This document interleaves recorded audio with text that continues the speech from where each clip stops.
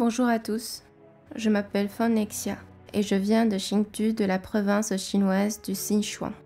J'ai accepté l'œuvre de Dieu Tout-Puissant des derniers jours en 2006, durant 3 années de 2012 jusqu'à 2014. Le Parti communiste chinois a lancé 4 arrestations massives visant l'Église de Dieu Tout-Puissant dans le Yiwan, le Chongqing, le Sichuan et d'autres endroits. Et au moins plus de 4000 chrétiens ont été arrêtés. J'étais l'une d'entre eux. J'ai été arrêtée par la police alors que je propageais l'évangile dans la comté de Dai à cause du rapport d'un informateur. Une policière m'a conduite dans la salle d'interrogatoire, m'a ensuite ôté tous mes vêtements et m'a fouillée de la tête aux pieds. Après cela, 4 policiers ont commencé à m'interroger. Ils ont commencé par jeter par terre tous les documents évangéliques confisqués et m'ont ordonné de les montrer du doigt pendant qu'ils me prenaient en photo, affirmant que cela constituait la preuve d'un crime. J'ai dit « La preuve de quel crime ? Croire en Dieu est une chose juste et correcte. Je n'ai commis aucun crime. » Un officier de petite taille m'a jeté au sol d'un coup de pied en criant « Bon sang, je vais te donner une bonne leçon. Tu ne sais pas ce qu'il en coûte de s'attaquer au PCC. » Il m'a crié dessus tout en me tenant par le col, frappant mes 2 oreilles et continue à me battre jusqu'à ce que mes oreilles sifflent et que je vois des étoiles. Il m'a également menacé en disant « Si tu ne parles pas aujourd'hui, pas de souci, je vais t'attacher et te tabasser. » Même le meurtrier craque entre mes mains, alors imagine un petit bout de femme faible comme toi. Alors qu'il parlait, un autre policier m'a frappé la tête avec un dossier, et 2 autres se sont mis à battre mon corps violemment de leurs matraques. Mon corps tout entier était endolori et je n'avais nulle part où me cacher. C'est alors que le chef de la police s'est rentré et m'a dit sur un ton mielleux « Dépêche-toi de nous dire qui sont tes supérieurs, d'accord ? Où est votre lieu de réunion ? Combien de personnes s'y trouvent ? Si tu nous dis tout ce que nous voulons savoir, non seulement nous te laisserons partir, mais ce sera une occasion pour toi de rendre un service remarquable. » Lorsqu'il a vu que je ne parlais pas, il a violemment aboyé, menatté ses bras derrière son dos. Un officier m'a donné un violent coup de pied à l'arrière du genou, et 2 autres m'ont forcé à m'agenouiller au sol. Le policier de petite taille a tordu l'un de mes bras dans mon dos et a tiré mon autre bras vers le bas, afin de rapprocher de force mes poignets et de pouvoir me menotter dans le dos. Il a tiré à plusieurs reprises depuis le centre des menottes. Puis l'un des policiers a inséré de force une canette de thé sous mes menottes. J'ai eu la sensation que mes omoplates et mes bras avaient cédé. J'ai presque cessé de respirer, tant la douleur était intense. J'ai ouvert la bouche pour crier de douleur, mais aucun son ne parvenait à s'échapper, et je n'arrivais même pas à pleurer. D'énormes gouttes de sueur ruisselaient sur mon visage.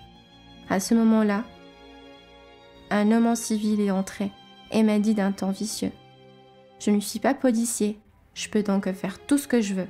Si tu t'obstines à ne pas vouloir reparler, je vais te violer et te suspendre dehors à la vue de tous. » Tous les policiers se sont mis à rire d'un air sauvage. J'ai ressenti une honte et une peur que je n'avais encore jamais éprouvée, et je savais qu'il était capable de commettre toutes sortes d'actes abominables. J'ai continué d'implorer Dieu dans mon cœur, en lui demandant de me protéger afin que je ne trahisse pas mes frères et sœurs, quel que soit le type de douleur ou d'humiliation qui me serait infligée. J'ai ainsi subi près de 3 heures de torture brutale et les policiers m'ont attaché sur un banc de tigre et ne m'ont laissé que pour aller manger. J'ai vu que mes poignets étaient ensanglantés à cause de la pression des menottes et que mes mains étaient d'un violet foncé et enflé. Depuis mon arrestation, la police ne m'avait pas laissé manger ni boire. J'étais donc totalement épuisée physiquement, et à cause des blessures que j'avais sur tout le corps, j'étais dans une profonde détresse émotionnelle, et la seule chose que je pouvais faire, c'était prier Dieu. J'ai finalement été placée en détention pendant 14 jours, pour prêche illégale et trouble à l'ordre public. Ce soir-là, à environ 19h, 2 policiers m'ont envoyé au centre de détention du comté de Dai, et après avoir été mise dans la voiture, j'ai vu Sœur Kao, qui avait été arrêtée en même temps que moi. Ses yeux et le reste de son visage étaient très enflés, et il y avait des ecchymoses sur son visage. Il y avait des traces de sang aux commissures de sa bouche. Lorsque je l'ai vue, j'ai su qu'elle avait été brutalement torturée. Environ 30 autres membres de l'église se trouvaient également au centre de détention. Le plus jeune était un frère de 19 ans, et la plus âgée était une sœur de plus de 60 ans. Presque tous avaient suivi des tortures. Sœur Lee, qui avait subi les pires tortures, était simplement assise par terre, le regard dans le vide. Ses cheveux étaient ébouriffés. Son visage et sa bouche étaient très enflés. Il y avait des croûtes et des cloques suppurantes sur toute la surface de ses lèvres, et il y avait des lacérations sur son cou qui suppuraient déjà. Lorsque j'ai voulu lui brosser les cheveux, j'ai découvert qu'elle avait le crâne couvert de bosses et je n'avais absolument pas pu le toucher.